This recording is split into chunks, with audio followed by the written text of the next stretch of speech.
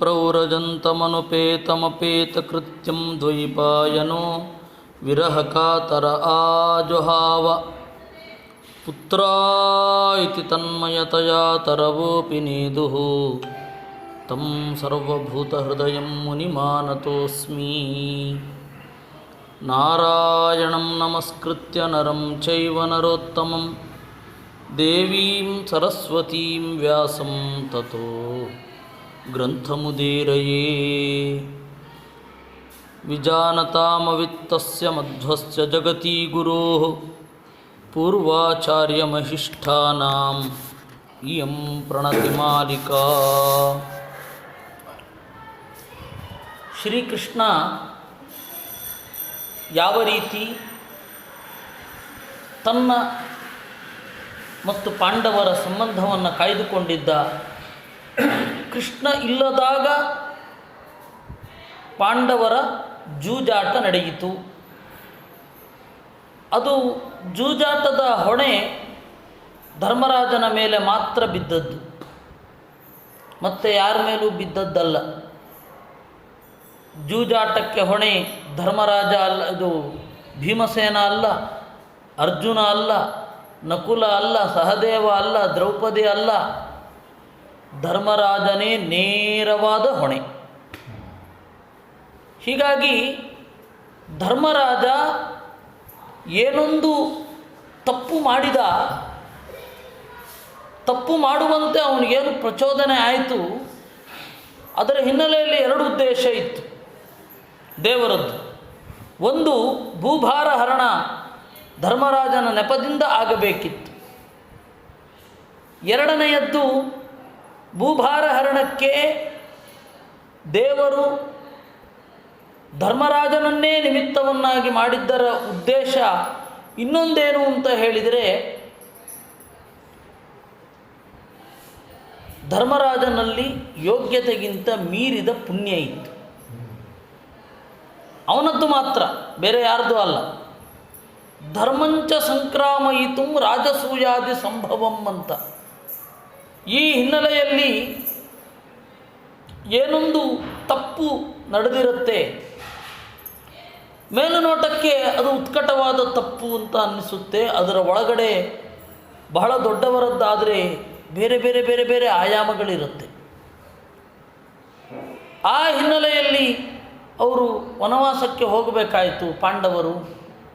ಆ ವನವಾಸಕ್ಕೆ ಹೋದಾಗ ಕೃಷ್ಣ ನನ್ನ ಕೈ ಮೀರಿ ನಡೆದದ್ದು ಇದು ಅಂತಂದ. ವಸ್ತುತಃ ಅದು ಕೈ ಮೀರಿ ನಡೆದಿರಲಿಲ್ಲ. ಕೃಷ್ಣನ ಕೈಯ ಅಳತೆಯ ಒಳಗಡೆಯೇ ಎಲ್ಲವೂ ಇತ್ತು. ಅವನಿಗೆ ಟೈಮ್ ಟ್ರಾವೆಲ್ ಮಾಡುವ ಶಕ್ತಿಯೂ ಇದೆ ಅಂತ ಹೇಳ್ತಾರೆ. ಬೇಕಾದ್ರೆ ವಾಪಸ್ ಹೋಗಿ ಅದನ್ನು ಸರಿ ಮಾಡಿ ಬರಬಹುದು. ಕಾಲತಃ ವ್ಯವಧಾನ ಕೂಡ ಅವನಿಗೆ ಇಲ್ಲ. ನಮಗೆಲ್ಲರಿಗೂ ಕಾಲತಃ ವ್ಯವಧಾನ ಇರುತ್ತೆ. ನಮ್ಮ ಹಿಂದಿನವರು ಮಾಡಿದ ತಪ್ಪಿಗೆ ನಾವು ಹೊಣೆ ಅಲ್ಲ ಅಂತ ಹೇಳ್ತೇವೆ ಕೆಲವೊಮ್ಮೆ. ಅಂದರೆ ನಮಗೆ ಟೈಮ್ ಟ್ರಾವೆಲ್ ಮಾಡಲಿಕ್ಕೆ ಬರೋಲ್ಲ, ಹಿಂದೆ ಹೋಗ್ಲಿಕ್ಕೆ ಆಗೋಲ್ಲ. ನಮ್ಮ ಹಿಂದಿನವರು ಹೌದು ತಪ್ಪು ಮಾಡಿದ್ದಾರೆ, ಅದನ್ನು ಸರಿ ಮಾಡಿಕೊಳ್ಬೇಕು ಅಂತ. ಆದರೆ ದೇವರಿಗೆ ಕಾಲತೋಪಿ ವ್ಯವಧಾನ ಇಲ್ಲ. ಕಾಲದಲ್ಲಿ ವಾಪಸ್ಸು ಹೋಗಿ ಅವನು ಆ ತಪ್ಪನ್ನು ಸರಿ ಮಾಡಬಲ್ಲ. ಆದರೂ ದೇವರು ನನ್ನ ಕೈ ಮೀರಿತು ಅಂತ ಹೇಳಿದ. ಇದರ ಉದ್ದೇಶವು ಎರಡು. ಒಂದು, ಭೂಭಾರ ಹರಣಕ್ಕಾಗಿ ಅವರನ್ನು ಆರಿಸಿಕೊಂಡಿದ್ದಾನೆ, ಆ ಕೆಲಸ ಆಗಬೇಕು. ಪಾಂಡವರ ಸತ್ವ ಪರೀಕ್ಷೆ ಆಗಬೇಕು. ಆ ಮೂಲಕ ರಾಜನಾಗಿದ್ದಾಗ ಧರ್ಮರಾಜ ಯಾವ ರೀತಿ ಧರ್ಮವನ್ನು ಮಾಡ್ತಾ ಇದ್ದ, ಕಷ್ಟ ಬಂದಾಗಲೂ ಕೂಡ, ರಾಜ್ಯ ಇಲ್ಲದಿದ್ದಾಗಲೂ ಕೂಡ ಅದೇ ರೀತಿ ಧರ್ಮಾಚರಣೆ ಮಾಡ್ತಾ ಇರ್ತಾನೆ. ಇದು ಸಜ್ಜನರ ಸ್ವಭಾವ. ಯಾವತ್ತೂ ಕೂಡ ನನಗೆ ರಾಜ್ಯ ಇದ್ದರೆ ಧರ್ಮಾಚರಣೆ ಮಾಡ್ತಾ ಇದ್ದೆ, ರಾಜ್ಯ ಇಲ್ಲ ಧರ್ಮಾಚರಣೆ ಮಾಡ್ತಾ ಇಲ್ಲ ಅಂತ ನೆಪ ಹೇಳಲಿಲ್ಲ ಅವನು. ಕೆಲವರು ಹೇಳ್ತಾರೆ, ನನಗೆಲ್ಲ ಒಳ್ಳೇದಾಗಲಿ, ದೇವ್ರಿಗೆ ಸೇವೆ ಮಾಡ್ತೀನಿ. ಒಳ್ಳೆ ಕಥೆ ಆಯ್ತಲ್ಲ. ಅದು ಹೆಂಗದು? ನೀನು ದೇವರಲ್ಲಿ ನಿಷ್ಕಳಂಕವಾದ ಪ್ರೀತಿಯನ್ನು ಹೊಂದಿದ್ದೀಯಾ ಅನ್ನೋದು ಇನ್ಯಾವುದರಿಂದ ಗೊತ್ತಾಗಬೇಕು. ನಿನಗೆ ಕಷ್ಟ ಇದ್ದಾಗಲೂ ಕೂಡ ದೇವರೆಡೆಗೆ ಉತ್ಕಟವಾದ ಪ್ರೀತಿ ಇರೋದರಿಂದ ಗೊತ್ತಾಗಬೇಕು. ಇಲ್ಲ ಅಂತ ಹೇಳಿದರೆ, ನನಗೆ ಸುಖ ಬರಲಿ, ದೇವರನ್ನು ಪೂಜೆ ಪೂಜೆ ಮಾಡ್ತೇನೆ, ದುಃಖ ಇದ್ದಾಗ ಪೂಜೆ ಮಾಡಲಿಕ್ಕೆ ಆಗಲ್ಲ ಅಂತ ಅನ್ನಬಾರದು, ಅದು ಸರಿಯಲ್ಲ. ಹಾಗೆ ತಥಾಚ ಪಾಂಡವರು ಆ ತರಹದ ನಿಷ್ಠೆಯುಳ್ಳವರು. ದುಃಖ ಬಂದರೂ, ರಾಜ್ಯ ಇಲ್ಲದಿದ್ದರೂ, ಕಾಡಿನಲ್ಲಿ ನೆವೆದರೂ ಅವರು ಪೆಸಿಮಿಸಮ್ನ ಹತ್ರ ಹೊರಡಲಿಲ್ಲ, ನೈರಾಶ್ಯವಾದಕ್ಕೆ ಹೋಗಲಿಲ್ಲ. 1000 ಕಷ್ಟ ಬರಬಹುದು, ನಿರಾಶಾವಾದಕ್ಕೆ ಹೋಗೋದು, ಡಿಪ್ರೆಷನ್ಗೆ ಹೋಗಿ ಸತ್ತೋಗೋದು ಎಲ್ಲ ಮಾಡ್ತಾ ಇರ್ತಾರೆ ಹಿಂದಿನವರು. ಅದು ಯಾವುದನ್ನೂ ಮಾಡಲಿಲ್ಲ, ಅದನ್ನೆಲ್ಲ ಎದುರಿಸಿದ್ರು. ನಮ್ಮ ಹಿಂದಿನವರಾಗಲಿ, ನಮ್ಮ ಮುತ್ತಾತ ಅವ್ರಿಗೆಲ್ಲ ಏನು ಕಷ್ಟ ಕಡಿಮೆ ಇತ್ತೆ? ನಮ್ಮ ಮುತ್ತಾತ, ನಮ್ಮ ತಾತ ಅವ್ರು ಯಾವತ್ತಾದರೂ ಆ ತರಹ ಯೋಚನೆ ಕೂಡ ಮಾಡಲಿಲ್ಲ. ಯಾಕೆಂದರೆ ಅವರಲ್ಲಿ ಭಗವದ್ಭಕ್ತಿ ಅಂತ ಅನ್ನೋದು ಒಂದಿತ್ತು. ಈಗ ನಂತರದ ಜನಾಂಗಕ್ಕೆ ಅದು ಇಲ್ಲ ಆಗ್ತಾ ಇದೆ. ನಮಗೆ ಒಂದು ಸ್ವಲ್ಪ ಸಂಸ್ಕಾರ, ನಮ್ಮ ಅಪ್ಪನನ್ನು ನೋಡಿ, ನಮ್ಮ ತಾತನನ್ನು ನೋಡಿ, ನಮ್ಮ ಮುತ್ತಾತನನ್ನು ನೋಡಿ ನಮಗದೊಂದು ಸಂಸ್ಕಾರ ಇದೆ. ಅದರಿಂದಾಗಿ ನಮ್ಮ ಜನಾಂಗದವರು, ನಮ್ಮ ತಲೆಮಾರಿನವರು ಬಚಾವು, ಮುಂದಿನ ತಲೆಮಾರಿಗೆ ಭಾರಿ ಕಷ್ಟ ಉಂಟು. ಬೇಗ ಆತ್ಮಹತ್ಯೆ ಮಾಡ್ಕೊಂಡ್ಬಿಡ್ತಾರೆ ಅವರು, ಬೇಗ ಡಿಪ್ರೆಷನ್ ಹೊರಟೋಗ್ತಾರೆ. ಎಷ್ಟೇ ಕಷ್ಟ ಬಂದರೂ ಆ ತರಹದ ಯೋಚನೆಗಳು ಪಾಂಡವರಲ್ಲಿ ಬರಲಿಲ್ಲ. ಅವರು ರಾಜ್ಯ ಪ್ರಾಪ್ತಿಯಾಗಿದ್ದಾಗ ಏನು ಧರ್ಮವನ್ನು ಮಾಡಿದರು, ರಾಜ್ಯ ಇಲ್ಲದಾಗಲೂ ಕೂಡ ಅದೇ ರೀತಿ ಧರ್ಮ ಮಾಡಿದರು. ಇದು ಅವರ ದೊಡ್ಡಸ್ತಿಕೆ. ಪಾಂಡವರು ಬಹಳ ದೊಡ್ಡವರು. ಹೇಳ್ತಾರೆ, ಮುಕ್ತಾನಾಂ ಪಾಂಡವಾನಾಂಚ ಅಂತರಂ ಕಿಂಚಿದೇವಹಿ ಅಂತ ಗೀತಾ ತಾತ್ಪರ್ಯದಲ್ಲಿ ಹೇಳ್ತಾರೆ. ಮುಕ್ತರಿಗೂ ಪಾಂಡವರಿಗೂ ಒಂದು ಸ್ವಲ್ಪನೇ ವ್ಯತ್ಯಾಸ ಇತ್ತು. ಮುಕ್ತರಿಗೆ ಲಿಂಗಭಂಗ ಆಗಿತ್ತು, ಪಾಂಡವರಿಗೆ ಆಗಿರಲಿಲ್ಲ, ಅಷ್ಟೇ ವ್ಯತ್ಯಾಸ ಅಂತ. ಹೀಗಾಗಿ ಆ ಲೆವೆಲಲ್ಲಿ ಇದ್ದವರು ಪಾಂಡವರು. ಅಂತಹ ಪಾಂಡವರು ವನವಾಸದಲ್ಲಿ ಇದ್ದಾಗ ದೇವರು ಹೋಗಿ ನನ್ನ ಕೈಯಲ್ಲಿರಲಿಲ್ಲ, ಇಲ್ಲಾಂದರೆ ನಾನು ನಿಲ್ಲಿಸ್ತಾ ಇದ್ದೆ ಅಂತ ಹೇಳಿದ್ದು ಜನರಿಗೆ ಮಾಡಿದ ವಿಡಂಬನೆ. ಜನರು ಅಂದ್ಕೋಬೇಕು, ಕೃಷ್ಣನ ಕೈ ಮೀರಿ ಪಾಂಡವರು ಕಾಡಿನಲ್ಲಿ ಇದ್ದರು ಅಂತ.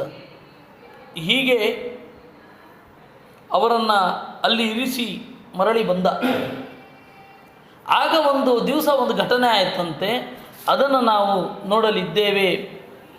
ಏಕದೋಪವನಂ ರಾಜನ್ ಜಗ್ಮುರ್ ಯದುಕುಮಾರಕಾ ವಿಹರ್ತುಂ ಸಾಂಬ ಪ್ರದ್ಯುಮ್ನ ಚಾರುಭಾನು ಗದಾದಯ.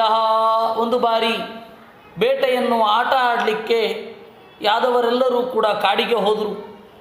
ಕ್ರೀಡಿತ್ವಾ ಸುಚಿರಂ ತತ್ರ ವಿಚಿನ್ವಂತ ಪಿಪಾಸಿತಾ ಜಲಂ ನಿರುದಕೆ ಕೂಪೆ ದದೃಶು ಸತ್ವಮದ್ಭುತಂ. ಬಾಯಾರಿಕೆ ಆಯಿತು, ಬಾವಿ ಹುಡುಕಿಕೊಂಡು ಹೋದರು. ಒಂದು ಬಾವಿ ಇತ್ತು, ನೋಡಿದ್ರು ನೀರಿಲ್ಲ, ಆದರೆ ದೊಡ್ಡ ಪ್ರಾಣಿ ಒಂದು ಇತ್ತಂತೆ. ಕೃಕಲಾಸಂ ಗಿರಿನಿಭಂ ವೀಕ್ಷ್ಯ ವಿಸ್ಮಿತ ಚೇತಸಃ ತಸ್ಯ ಚೋದ್ಧರಣೆ ಯತ್ನಂ ಚಕ್ರುಸ್ತೆ ಕೃಪಯಾನ್ವಿತಾ. ನೀರಡಿಕೆಯಾಗಿದೆ ಅಂತ ಹೋದವರು ಆ ದೊಡ್ಡ ಪ್ರಾಣಿಯ ಮೇಲೆ ಕೃಪೆ ಬಂದು ಅದನ್ನು ಎತ್ತಬೇಕು ಅಂತ ಪ್ರಯತ್ನ ಪಟ್ಟರಂತೆ. ಚರ್ಮಭಿಸ್ತಂ ತಥಾ ಪಾಶೈಃ ಬದ್ಧ್ವಾ ಪತಿತಮರ್ಭಕಾ ನಾಶಕ್ನುವನ್ ಸಮುದ್ಧರ್ತುಂ ಕೃಷ್ಣಾಯ ಚಕ್ಷುರುತ್ಸುಕಾ. ಏನು ಮಾಡಿದ್ರೂ ಅದನ್ನು ಮೇಲುಗಡೆ ಎತ್ತಲಿಕ್ಕಾಗಲಿಲ್ಲ. ಈ ಪಾಂಡವರು ಯಾದವರು ಸೀದಾ ಹೋಗಿ ಕೃಷ್ಣನಿಗೆ ಹೇಳಿದರು, ಅಲ್ಲೊಂದು ಅದ್ಭುತವಾದ ಪ್ರಾಣಿ ಇದೆ, ಏನು ಮಾಡಿದ್ರೂ ಅದನ್ನು ಎತ್ತಲಿಕ್ಕಾಗ್ತಾ ಇಲ್ಲ, ಎತ್ತಬೇಕು ಅಂತ ನಮಗನ್ಸಿದೆ, ಅದು ಏನು ಅಂತ ಬಂದು ನೋಡು ಅಂತ ಕೃಷ್ಣನಿಗೆ ಹೇಳಿದರು. ತತ್ರ ಗತ್ವಾರವಿಂದಾಕ್ಷ ಭಗವಾನ್ ವಿಶ್ವಭಾವನಃ ವೀಕ್ಷೋಜ್ಜಹಾರವಾಮೇನ ತಂ ಕರೇಣ ಸಲೀಲಯ. ಅವರು ಹೇಳಿದಾಗ ಕೃಷ್ಣ ಅಲ್ಲಿಗೆ ಹೋಗಿ ಎಡಗೈಯಿಂದ ಅದನ್ನು ಆರಾಮವಾಗಿ ಎತ್ತಿದ ಅಂತೆ. ಇಷ್ಟು ಜನರಿಗೆ ಆಗದೇ ಇರೋದು ಕೃಷ್ಣ ಆರಾಮವಾಗಿ ಅದನ್ನು ಎತ್ತಿದ. ಸ ಉತ್ತಮ ಶ್ಲೋಕ ಕರಾಭಿಮೃಷ್ಟೋ ವಿಹಾಯ ಸದ್ಯ ಕೃಕಲಾತರೂಪಂ ಸಂತಪ್ತ ಚಾಮೀಕರಚಾರುವರ್ಣ ಸ್ವರ್ಗೋಚಿತಾಲಂಕರಣಾಂಬರಸ್ರಕ್. ದೇವರು ಮುಟ್ಟಿದ ಕೂಡಲೇ ಆ ಉಡ, ಕೃಕಲಾತ ಅಂದರೆ ದೊಡ್ಡ ಉಡ ಅಂತ, ಆ ಉಡದ ಜನ್ಮ ಹೋಯಿತು. ಒಳ್ಳೆ ಕೆಂಪಗಿರುವ ಒಬ್ಬ ಪುರುಷ ಅಲ್ಲಿ ನಿಂತಿದ್ದ. ಒಳ್ಳೆ ಆಭರಣಗಳನ್ನು ಧರಿಸಿದ್ದಾನೆ. ದಿವ್ಯ ಪುರುಷ ಅವನು, ದೇವಲೋಕದ ಪುರುಷ. ಭೂತ್ವಾ ಮುಕುಂದಸ್ಯ ಪದಾರವಿಂದಂ ನನಾಮ ಮೂರ್ಧ್ನಾ ಪತಿತೋ ಧರಣ್ಯಾಂ ಪಪ್ರಚ್ಛ ವಿದ್ವಾನಪಿತಶ್ಚ ಕರ್ಮ ಜನೇಶು ವಿಖ್ಯಾಪಯಿತು ಮುಕುಂದ. ಆ ಪುರುಷ ಕೃಷ್ಣನ ಕಾಲಿಗೆ ಬಿದ್ದ. ದೇವರಿಗೆ ಗೊತ್ತಿದೆ ಅವನು ಯಾರು, ಅವನು ಯಾಕಾಗಿ ಈ ಅವಸ್ಥೆಯನ್ನು ಹೊಂದಿದ್ದ ಅನ್ನೋದು ಗೊತ್ತಿದೆ. ವಿದ್ವಾನಪಿ ಗೊತ್ತಿದ್ದರೂ ಕೂಡ ಜನರಿಗೆ ಗೊತ್ತಾಗಲಿ ಅನ್ನುವ ಕಾರಣದಿಂದ ಪಪ್ರಚ್ಛಾ ಅಂದರು. ಪ್ರಶ್ನೆ ಕೇಳಿದ ಅಂತೆ, ಯಾರು ನೀನು ಅಂತ. ಶ್ರೀ ಭಗವಾನುವಾಚ ಕಸ್ತ್ವಂ ಮಹಾಭಾಗವರೆಣ್ಯ ರೂಪೋ ದೇವೋತ್ತಮಂ ತ್ವಾಂ ಗಣಯಾಮಿ ನೂನಂ ದಶಾಮಿ ಮಾಂ ತ್ವಂ ಕತಮೇನ ಕರ್ಮಣ ಸಂಪ್ರಾಪಿತೋ ಹ್ಯತದರಃ ಸುಭದ್ರಃ. ಮಹಾಭಾಗ, ಮಹಾಭಾಗ್ಯ ಇರುವವನೇ, ಕಸ್ತ್ವಂ ಯಾರು ನೀನು, ವರೆಣ್ಯ ರೂಪ ದೇವತೆಗಳಿಗೆ ಯೋಗ್ಯವಾದ ರೂಪ ಇರುವವನು ನೀನು. ಯಾರೋ ದೇವತಾ ಪುರುಷನೇ ಇರಬೇಕು. ದಶಾಮಿಮಾಂ ತ್ವಂ ಕತಮೇನ ಕರ್ಮಣ, ಯಾವ ಕೆಲಸದಿಂದ ಈ ಅವಸ್ಥೆಯನ್ನು ಹೊಂದಿರುವೆ. ಯಾಕೆಂದರೆ ಎಂತೆಂಥವರು ಯಾರೇ ಆಗಿರಲಿ ಕೆಟ್ಟ ಕೆಲಸ ಮಾಡಿದ್ರೆ ಬೀಳೋದೆ. ವಸ್ತುತಃ ನೀನು ಇದಕ್ಕೆ ಅರ್ಹನಲ್ಲ ಅಂತ ಕಾಣಿಸ್ತಾ ಇದೆ. ಯಾರು ನೀನು, ಏಕೆ ಈ ಅವಸ್ಥೆ ಅಂತ ಕೇಳಿದ. ಆತ್ಮಾನಮಾಖ್ಯಾಹಿ ವಿವಿತ್ಸಿತಾನ್ನೋ ಯನ್ಮನ್ಯತೆಂಗಕ್ಷಮಮತ್ರ ವಕ್ತುಂ. ನಿನ್ನ ಬಗೆಗೆ ಹೇಳಿಕೋ, ನಾವು ಕೇಳಲಿಕ್ಕೆ ಅರ್ಹರಿದ್ದರೆ, ನಿನಗೆ ಹೇಳುವ ಇಷ್ಟ ಇದ್ದರೆ. ಯಾವುದೇ ಒಂದು ವಿದ್ಯಾರಹಸ್ಯವನ್ನು ತಿಳ್ಕೊಳ್ಳಿಕ್ಕೆ ಹೋಗಬೇಕಾದ್ರೆ ಈಗಲೇ ತಿಳಿಬೇಕು ಅಂತ ಒತ್ತಾಯ ಮಾಡಬಾರ್ದು. ನಿಮಗೆ ಇಷ್ಟ ಇದ್ದರೆ, ನನಗೆ ಯೋಗ್ಯತೆ ಇದ್ದರೆ ಅಂತ ಎರಡು ಹೇಳಬೇಕಂತೆ. ಯಾಕೆಂದರೆ ಆ ವಿನಯವೇ ವೇದ ವಾಂಗ್ಮಯದಲ್ಲೆಲ್ಲ ಇರೋದು. ಅಧೀಹಿ ಭಗವೋ ಬ್ರಹ್ಮೇತಿ, ನೀವೇ ಅಧ್ಯಯನ ಮಾಡಿ ಅಂತ ಗುರುಗಳಿಗೆ ಹೇಳೋದು. ಅಂದರೆ ನಾನು ಅಷ್ಟು ನಗಣ್ಯ, ತಾವು ಅಧ್ಯಯನ ಮಾಡಿ ಅಂತ ಹೇಳಿ ಬೇಡಿಕೊಳ್ಳೋದು. ಅದರ ಅರ್ಥ ನೀವು ಅಧ್ಯಯನ ಮಾಡಿ ಅಂತ ಉಪದೇಶ ಅಲ್ಲ, ಆ ವಿನಮ್ರತೆ.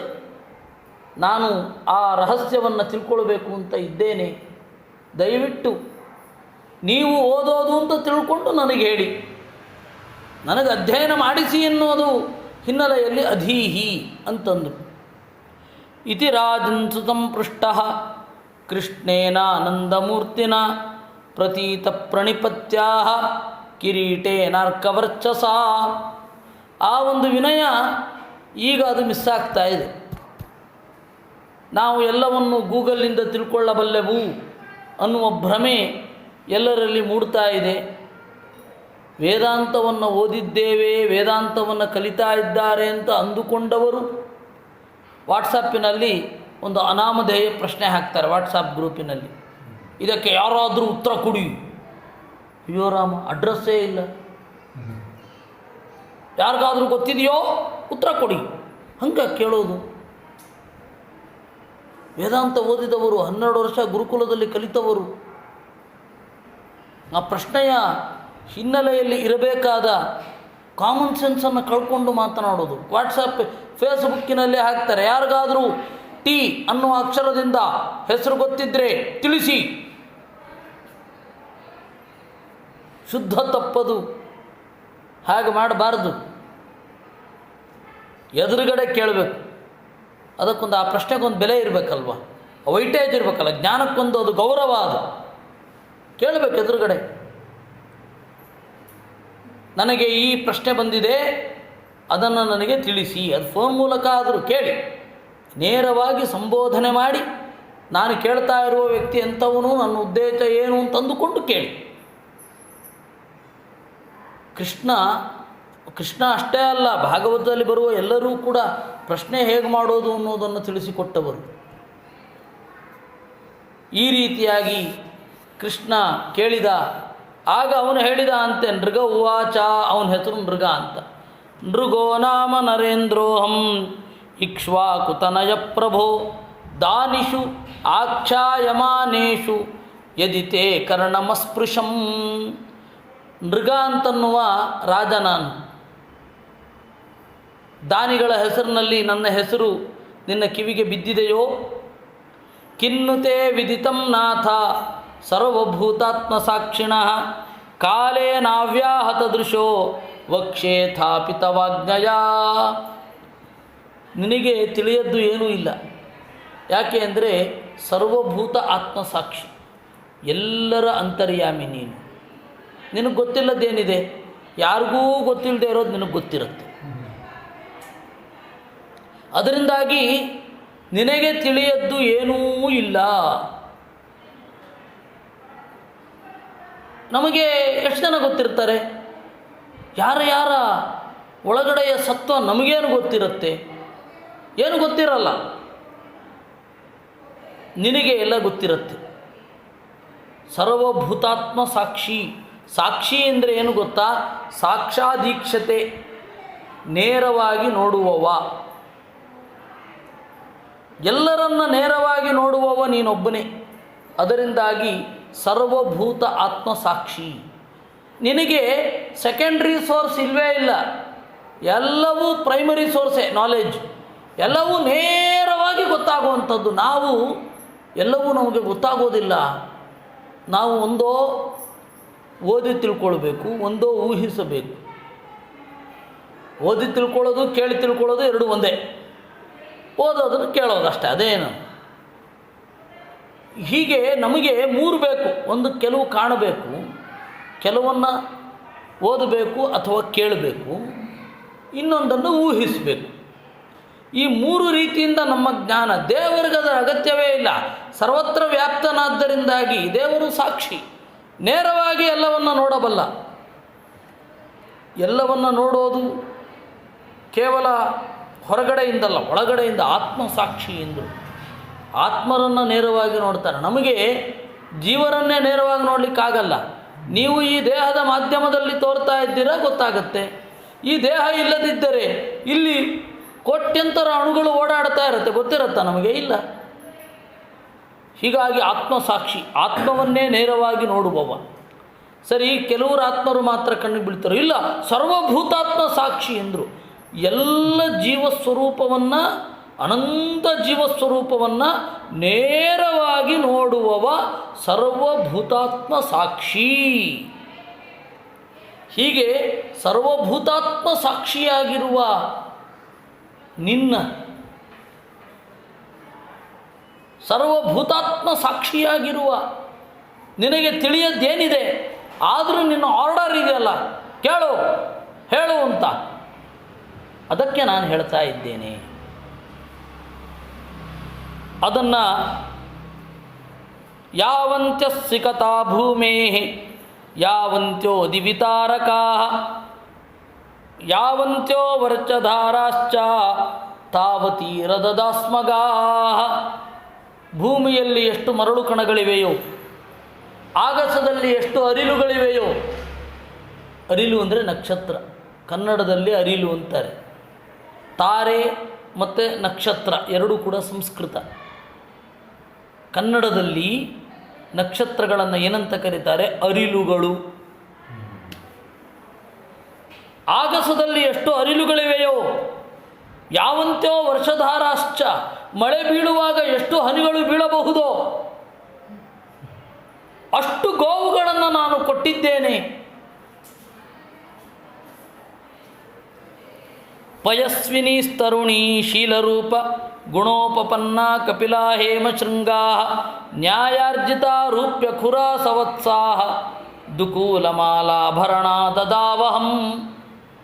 ಆ ಗೋವುಗಳನ್ನು ಹೇಗೆ ಕೊಟ್ಟದ್ದು? ಪಯಸ್ವಿನೀಹಿ, ಹಾಲು ತುಂಬ ಇರುವ, ಕೆಚ್ಚಲು ತುಂಬ ಹಾಲು ಕರೆಯುವ, ಕೆಚ್ಚಲು ತುಂಬ ಹಾಲಿರುವ. ತರುಣೀಹಿ, ವಯಸ್ಸಿನ, ಒಳ್ಳೆಯ ಶೀಲ, ಒಳ್ಳೆಯ ರೂಪ, ಒಳ್ಳೆಯ ಗುಣಗಳಿಂದ ಕೂಡಿರುವ. ಹೇಮಶೃಂಗಾಹ, ಬಂಗಾರದ ಕೊಂಬಿನ ಮುಖವಾಡ ಇರುವ. ನ್ಯಾಯದಿಂದ ಗಳಿಸಿದ. ರೂಪ್ಯ ಖುರಾಹ, ಬೆಳ್ಳಿಯ ಗೊರಸಿನ ಚಪ್ಪಲಿಗಳಿರುವ. ಅದಕ್ಕೆ ಪಾದರಕ್ಷೆ ತಾನೆ, ಬೆಳ್ಳಿಯ ಗೊರಸನ್ನು ಹಾಕಿರುವ. ಸವತ್ಸಾಹ, ಕರುಗಳಿಂದ ಕೂಡಿರುವ. ದುಕೂಲ ಮಾಲಾಭರಣಾ, ಒಳ್ಳೆಯ ಬಟ್ಟೆ, ಒಳ್ಳೆಯ ಮಾಲೆ, ಒಳ್ಳೆಯ ಆಭರಣಗಳಿಂದ ಕೂಡಿರುವ ಹಸುಗಳನ್ನು ನಾನು ಕೊಟ್ಟಿದ್ದೇನೆ. ಸ್ವಲಂಕೃತೆಭ್ಯೋ ಗುಣಶೀಲವದ್ಭ್ಯ ಸೀರತ್ ಕುಟುಂಬೈಶ್ಚರಿತೌರತೆಭ್ಯ ತಪಶ್ರುತ ಬ್ರಹ್ಮವದಾನ್ಯವದ್ಭ್ಯ ಪ್ರಾದಾಂ ಯುವಭ್ಯೋ ದ್ವಿಜಪುಂಗವೇಭ್ಯ. ಎಂಥವರಿಗೆ ಕೊಟ್ಟದ್ದು? ಎಂಥದ್ದನ್ನು ಕೊಟ್ಟಿದ್ದು ಅಂತ ಹೇಳಿದ್ದಾಯಿತು. ಎಂಥವರಿಗೆ ಕೊಟ್ಟಿದ್ದು? ಯಾರು ಗುಣಶೀಲ ವಯಸ್ಸು ಇರುತ್ತೆ, ಯಾರು ವ್ರತಗಳನ್ನು ಮಾಡ್ತಾ ಇರ್ತಾರೆ, ಯಾರು ತಪಸ್ಸು, ತಪಸ್ಸು ಅಂತಂದರೆ ಆಲೋಚನೆ. ತಪಸ್ಸು ಅಂತ ಹೇಳಿದರೆ ಆಲೋಚನೆ ಅಲ್ಲ, ಜಪವೂ ಕೂಡ ಆಲೋಚನಾತ್ಮಕವಾಗಿಯೇ ಇರಬೇಕು. ಧ್ಯೇಯ ಮೂರ್ತಿಯನ್ನು ಚಿಂತನೆ ಮಾಡಿಕೊಂಡಾಗ ಅದು ಆಲೋಚನೆ ಅಂತಲೇ ಧಾತು. ತಪಸ್ಸು, ಶಾಸ್ತ್ರಶ್ರವಣ, ವೇದಾಧ್ಯಯನ, ಔದಾರ್ಯ ಇವುಗಳಿರುವ ಜ್ಞಾನಿಗಳಿಗೆ ನಾನು ಆ ಹಸುವನ್ನು ಕೊಟ್ಟೆ. ಅದರಿಂದಾಗಿ ಅವರು ಆರಾಮವಾಗಿ ಇರ್ತಾರೆ, ಜಪ ಮಾಡ್ತಾ ಇರ್ತಾರೆ, ಚಿಂತನೆ ಮಾಡ್ತಾ ಇರ್ತಾರೆ. ಆ ಹಸು ಹೋಗಿ ಮನೆಯ ಹಿಂದಿನ ಬೆಟ್ಟದಲ್ಲಿಯೋ ಅಥವಾ ಬೇರೆ ಕಡೆಯೋ ಮೇಯ್ದು ಬರ್ತದೆ, ಹಾಲು ಕರೀತಾರೆ, ಹೋಮಾದಿಗಳನ್ನು ಮಾಡ್ತಾರೆ, ಉಳಿದ ಹಾಲನ್ನು ಕುಡಿತಾರೆ, ಜಪ ಮಾಡ್ತಾ ಇರ್ತಾರೆ. ಅವರಿಗೆ ಸ್ವತಂತ್ರವಾಗಿ ಬಹಳ ವಿಧವಾದ ಬಗೆಯಾಗಿ ಅನ್ನ ಮಾಡ್ಕೊಂಡು ತಿನ್ನೋದು, ರುಚಿಯಾಗಿ ಮಾಡ್ಕೊಳ್ಳೋದು ಅಂತಲೇ ಇರಲಿಲ್ಲ ಆವಾಗ. ಇಂತಹ ಬ್ರಾಹ್ಮಣರಿಗೆ ನಾನು ಕೊಟ್ಟೆ. ಹಾಗೆ ಮಾಡ್ಕೊಳ್ಬೇಕಾ? ಗೃಹಸ್ಥರಾಗಿ ಕರ್ಮಾದಿಗಳನ್ನು ಮಾಡ್ತಾ ಇರಬೇಕು. ಆವಾಗ ಇದ್ದದ್ದು ಹೀಗೆ. ಅದರಿಂದಾಗಿ ಇಂತಹವರಿಗೆ ಗೋವುಗಳನ್ನು ಕೊಡ್ತಾ ಇದ್ದೆ. ಅವರು ನಿರಂತರವಾಗಿ ನಿರುಂಬಳವಾಗಿ ಬೇರೆ ಯೋಚನೆಗಳನ್ನು ಬಿಟ್ಟು, ಹೊರಗಡೆಯ ಸಂಗತಿಗಳನ್ನು ಬಿಟ್ಟು ಕೇವಲ ಇದರಲ್ಲಿ ಶಾಸ್ತ್ರಾದಿಗಳಲ್ಲಿ ರತರಾಗಬೇಕು ಅಂತ ಅದನ್ನು ಕೊಡ್ತಾ ಇದ್ದದ್ದು. ಅದರಿಂದಾಗಿ ಬ್ರಾಹ್ಮಣರು ಊಟ ಅಂತ ಮಾಡಬೇಕು ಅಂತ ಆದರೆ ಯಾವುದಾದ್ರೊಬ್ಬ ಬಗೆಯ ಊಟ ಮಾಡಬೇಕು ಅಂದರೆ ಯಾವುದಾದ್ರೊಬ್ಬ ಕ್ಷತ್ರಿಯನೋ ಅಥವಾ ಇನ್ಯಾರೋ ಒಂದು ದೊಡ್ಡ ಯಜ್ಞ ಮೊದಲಾದವುಗಳನ್ನು ನಡೆಸಿದರೆ ಊಟಕ್ಕೆ ಅಂತ ಹೋಗ್ತಾಯಿದ್ರು. ಯಾಕೆಂದರೆ ಬೇರೆ ದಿವಸಗಳಲ್ಲಿ ಅದು ನಿರಂತರವಾಗಿ ಬಗೆಯಾಗಿ ಮಾಡಿಕೊಂಡು ಅಂತ ಅನ್ನೋದು ಕಾನ್ಸೆಪ್ಟೇ ಇರಲಿಲ್ಲ ಆವಾಗ. ಎಲ್ಲರೂ ತಮಾಷೆ ಮಾಡ್ತಾರೆ, ಬ್ರಾಹ್ಮಣರು ಭೋಜನ ಪ್ರಿಯರು ಅಂತ. ವಸ್ತುತಃ ಅವತ್ತಿನ ಕಾಲದಲ್ಲಿ ಹೀಗೆ ಇತ್ತು. ಮತ್ತು ಈಗಲೂ ಕೂಡ ಉಪವಾಸ ಎಷ್ಟಿರ್ತದೆ? ಅದು ಹತ್ತಿರದಿಂದ ನೋಡಿದ್ರೆ ಗೊತ್ತಾಗತ್ತೆ ಎಷ್ಟು ಉಪವಾಸ ಇರುತ್ತೆ, ಎಷ್ಟು ಕಡಿಮೆ ಊಟ ಸೇರುತ್ತೆ, ಅವ್ರು ಏನು ತಿಂತಾರೆ. ಅದರಿಂದಾಗಿ ನೋಡಬೇಕಾಗತ್ತೆ. ಅಲ್ಲೋ ಇಲ್ಲೋ ಕೆಲವು ಭೋಕ್ತೃಗಳು ಸಿಗಬಹುದು. ಅದು ಬಿಟ್ಟರೆ ಏನು ಇರುತ್ತೆ? ಸಮಾಜದವರಿಗೆ ನಾವು ಪರಿಚಿತರಾಗಿಲ್ಲ, ಹಾಗೆ ನಮಗೆ ಅವರು ಪರಿಚಿತರಾಗಿಲ್ಲ. ಎಲ್ಲರೂ ಒಬ್ಬರು ಪರಿಚಯ ಮಾಡಿಕೊಳ್ಬೇಕಿದೆ. ಈ ಪರಿಸ್ಥಿತಿ ಇದೆ, ಪೂರ್ತಿ ಅಪರಿಚಿತರಾಗಿಯೇ ಇದ್ದೇವೆ ನಾವು. ಅದರಿಂದಾಗಿ ಆವಾಗ ಯಾವುದೋ ಒಂದು ಯಾಗ ಆಗಬೇಕು, ಯಾವುದೋ ಒಂದು ವಿವಾಹ ಮಹೋತ್ಸವವೋ ಏನೋ ಆಗಬೇಕು. ಮುಂಜಿಗೂ ಊಟಕ್ಕೆ ಹೇಳ್ತಾ ಇರಲಿಲ್ಲ. ಯಾಕೆಂದರೆ ಅದು ಒಟ್ಟು ಅಧ್ಯಯನ ದೀಕ್ಷೆಯನ್ನು ತೆಗೆದುಕೊಳ್ಳುವ ಸಂದರ್ಭ. 8 ವರ್ಷದ ಒಬ್ಬ ಪುಟ್ಟ ಹುಡುಗನಿಗೆ ಕೆಲವೇ ಮಂದಿ, ಅವನು ಆವಾಗ ಉಪನಯನ ಮಹೋತ್ಸವವೇ ಅಲ್ಲ, ಅದು ಉಪನಯನ ಅಷ್ಟೇ. ಅವನು ಹೊರಗಡೆ ಹೋಗಬೇಕು, ಭಿಕ್ಷೆ ಬೇಡಿಕೊಂಡು ಬರಬೇಕು. ಭಿಕ್ಷೆ ಬೇಡಿಕೊಂಡು ಬಂದು ಅವತ್ತಿನಿಂದಲೇ ಶುರು ಮಾಡಬೇಕು. ಗಾಯತ್ರಿ ಮಂತ್ರವನ್ನು ತೆಗೆದುಕೊಳ್ಳುವ ಮೊದಲು ಆದರೂ ಚೆನ್ನಾಗಿ ತಿಂದಿರಬೇಕು. ಅವನು ತೆಗೆದುಕೊಳ್ಬೇಕಾದ್ರೆ ಸುಸ್ತಾಗೋದ್ರ ಗತಿ ಏನು? ಅದರಿಂದಾಗಿ ಉಪನಯನ ಆಗುವ ಮೊದಲು ಅವನು ಆಹಾರವನ್ನು ಸ್ವೀಕರಿಸಿ ತಾಯಿಯ ಜೊತೆಗೆ ತೆಗೆದುಕೊಂಡ ಮೇಲೆ ಮಧ್ಯಾಹ್ನದ ಊಟಕ್ಕೆ ಬೇರೆ ಕಡೆನೇ ಭಿಕ್ಷೆ ಬಿಡಬೇಕು. ಒಂದು ಸಮಾರಂಭ ಮಾಡಿ ನಾವೇ ನಾಟಕ ಮಾಡಿಸೋದಲ್ಲ, ನಾವೇ ಕೊಟ್ಬಿಟ್ಟು ಹಾಕಿ ಅಂತ ಅನ್ನೋದಲ್ಲ. ಅವರು ಹೇಳಬೇಕು, ಬ್ರಾಹ್ಮಣರು ಋಗ್ವೇದ ಮಧೀಶ್ವ, ಯಜುರ್ವೇದ ಮಧೀಶ್ವ, ಸಾಮವೇದಮಧೀಶ್ವ ಇತಿಹಾಸ ಪುರಾಣಾನಿ ಅಧೀಶ್ವ ಅಂತ ಹೇಳಬೇಕು, ಹೇಳಿ ಹಾಕಬೇಕು. ಅಧ್ಯಯನ ಮಾಡು ಅಂತ ಹೇಳಿ ಹಾಕಬೇಕು, ಬೇರೆ ಅಲ್ಲ. ಸುಮ್ಮನೆ ಹಾಕಿಬಿಡೋದಲ್ಲ. ಅದು ಸನ್ಯಾಸಿಗಳು ಹಾಕಬಾರ್ದು, ಯಾಕೆಂದರೆ ಅವರು ಭಿಕ್ಷುಕರೇ. ಅದರಿಂದಾಗಿ ಉಪನಯನ ಅನ್ನೋದು ಮಹೋತ್ಸವ ಅಲ್ಲ, ಮದುವೆಗಾಗಿಯೇ ಕಾಯಬೇಕು ಊಟಕ್ಕೆ. ಅಂದರೆ ಈ ಎಲ್ಲ ಹಿನ್ನೆಲೆಯಲ್ಲಿ ಏನಂತ ಇದೆ, ಊಟ ಪ್ರತಿದಿನದ ಬಗೆ ಬಗೆಯಾಗಿ ಮಾಡಿಕೊಳ್ಳುವ ಜಿಹ್ವಾ ಚಾಪಲ್ಯ ಅಲ್ಲ.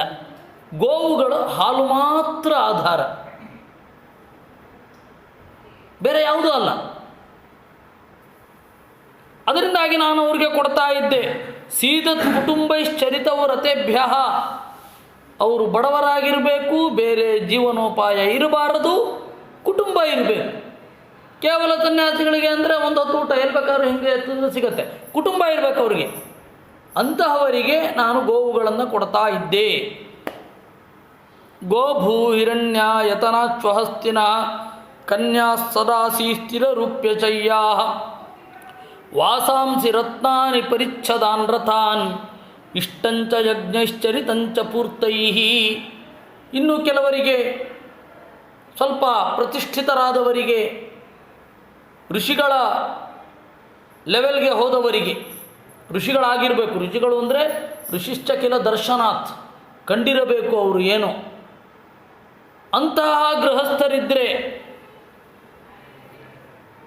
ಗೋ, ಭೂಮಿ, ಬಂಗಾರ, ಮನೆ, ಕುದುರೆ, ಆನೆ ಇವುಗಳನ್ನೆಲ್ಲ ದಾನ ಮಾಡಿದ್ದಿದೆ.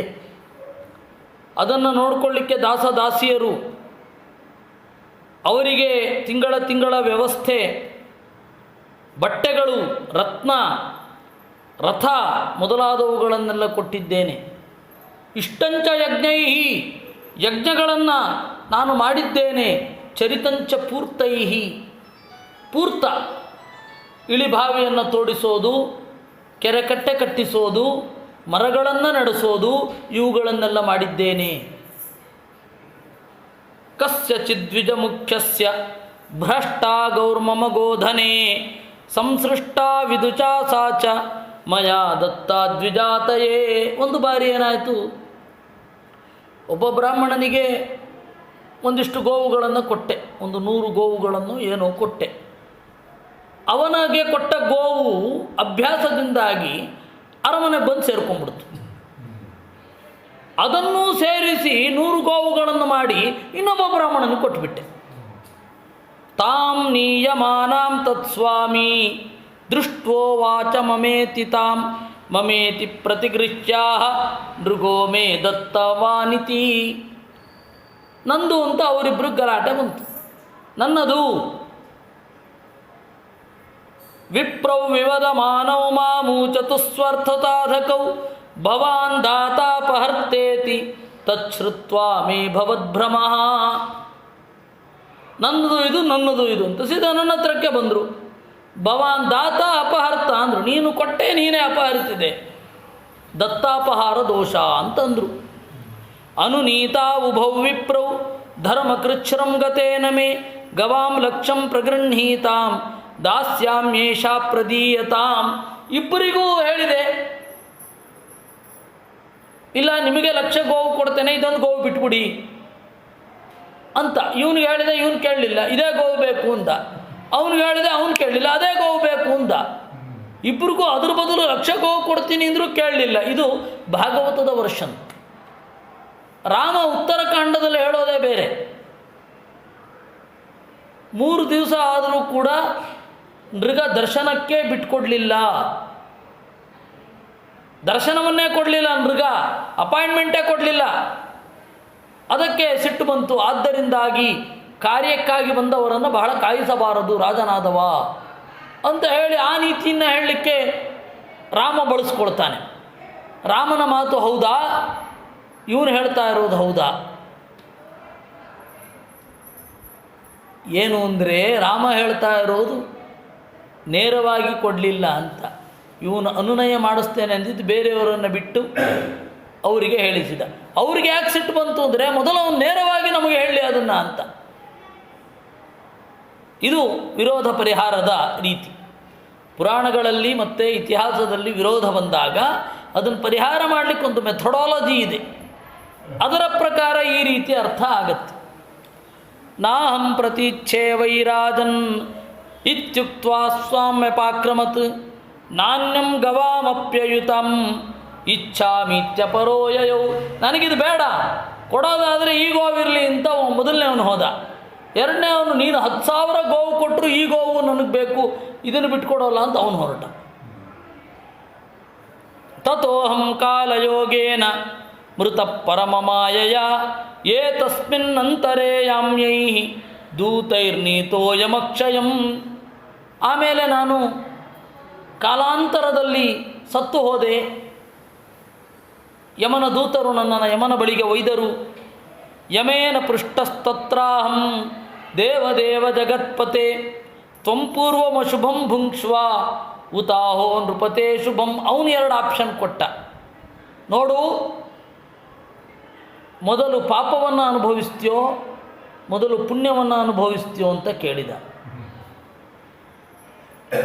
ಯಮೇನ ಪೃಷ್ಟಸ್ತತ್ರಾಹಂ ನಾಂತಂ ದಾನಸ್ಯ ಧರ್ಮಸ್ಯ ಪಶ್ಯ ಲೋಕಾಂಶ್ಚ ಭಾಸ್ವತಃ ಪೂರ್ವಮೇವ ಶುಭಂ ಭುಂಜೆ ಇತಿ ಪ್ರಾಹಪತೇತಿ ಸಹ. ಅದಕ್ಕೆ ನಾನು ಕೇಳಿದೆ ಪುಣ್ಯ ಎಷ್ಟಿದೆ ಪಾಪ ಎಷ್ಟಿದೆ ಅಂತ. ಅದಕ್ಕೆ ಅವನು ಹೇಳ್ದ, ಪುಣ್ಯವನ್ನು ನೀನು ಅನುಭವಿಸಬೇಕಾದ್ರೆ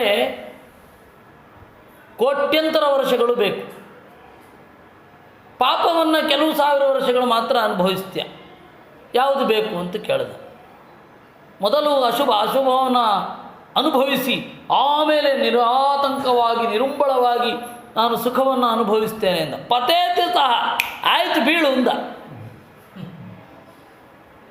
ತಾವದ್ರಾಕ್ಷಮಾತ್ಮಾನಂ ಕೃಕಲಾತನ್ಪತನ್ ಪ್ರಭೋ ಬ್ರಹ್ಮಣ್ಯಸ್ಯ ವದಾನ್ಯಸ್ಯ ತವ ದಾಸಸ್ಯ ಕೇಶವ. ಆಗ ನಾನು ಕೆಳಗಡೆ ಬೀಳ್ತಾ ಬೀಳ್ತಾ ಬೀಳ್ತಾ ನನ್ನ ಮೈಯೆಲ್ಲ ಉಡವಾಗಿ ಬದಲಾಗುವುದನ್ನು, ಹೆಂಟೆಗೊದ್ದವಾಗಿ ಬದಲಾಗುವುದನ್ನು ನಾನು ನೋಡಿದೆ. ಮೇಲ್ಗಡೆ ಬೀಳ್ತಾ ಬೀಳ್ತಾ ಬೀಳ್ತಾ ನನ್ನ ದೇಹದಲ್ಲಿ ಎಂತಹ ಪರಿಣಾಮ, ನೆನಪಿದೆಯಲ್ಲ, ಸ್ಮೃತಿ ಇದೆಯಲ್ಲ, ಅದು ದೊಡ್ಡದು. ಈಗೇನಾಗತ್ತೆ, ಪೂರ್ವಜನ್ಮದ ಒಂದು ನೆನಪು ಇದ್ದುಬಿಟ್ರೆ ಇನ್ನೇನು ಬೇಕಿಲ್ಲ ಮನುಷ್ಯನಿಗೆ. ಪೂರ್ವಜನ್ಮದ ನೆನಪಿಲ್ಲ, ಅದರಿಂದಾಗಿ ಮತ್ತೆ ಮೊದಲಿಂದ ಕಲಿಬೇಕು. ಪೂರ್ವಜನ್ಮದ ನೆನಪಿತ್ತು ಅಂತಂದರೆ ಹಿಂದಣ ಜನ್ಮದ ಅನುಭವ ಮತ್ತು ಮೆಚುರಿಟಿ ಮೆಚುರಿಟಿ ಟು ದ ಕೋರದು, ಹಿಂದೆ ಕಲಿತದ್ದರಿಂದ ಮುಂದುವರಿಸಬಹುದು. ಅದಕ್ಕೆ ಪೂರ್ವಜನ್ಮದ ನೆನಪಿರಲ್ಲ. ಆ ಪೂರ್ವಜನ್ಮದ ನೆನಪೊಂದು ಬಂದರೆ ಅದು ಯಾವುದೇ ದೇಹದಲ್ಲಿ ಅದು ನೆನಪಿದ್ದು ಬಿಟ್ಟರೆ ಅರ್ಥ ಆಗಿಬಿಡತ್ತೆ ಏನು ಇದು ಅಂತ. ನಮಗೆ ಈ ಜನ್ಮಾಂತರಗಳ ನೆನಪಿರೋಲ್ಲ, ಅದೇ ದೊಡ್ಡ ಡ್ರಾಬ್ಯಾಕ್. ನಾನು ಹಾಗೆ ಬೀಳ್ತಾ ಇದ್ದೆ. ಸ್ಮೃತಿರ್ನಾದ್ಯಾಪಿ ವಿಧ್ವಸ್ತ್ಯ ತವ ಸಂದರ್ಶನಾರ್ಥಿನಃ ದೇವದೇವ ಜಗನ್ನಾಥ ಗೋವಿಂದ ಪುರುಷೋತ್ತಮ. ನಿನ್ನನ್ನು ನೆನಪಿಸಿಕೊಂಡದ್ರಿಂದ ನೆನಪು ಸಾಯಲಿಲ್ಲ ಕೃಷ್ಣ.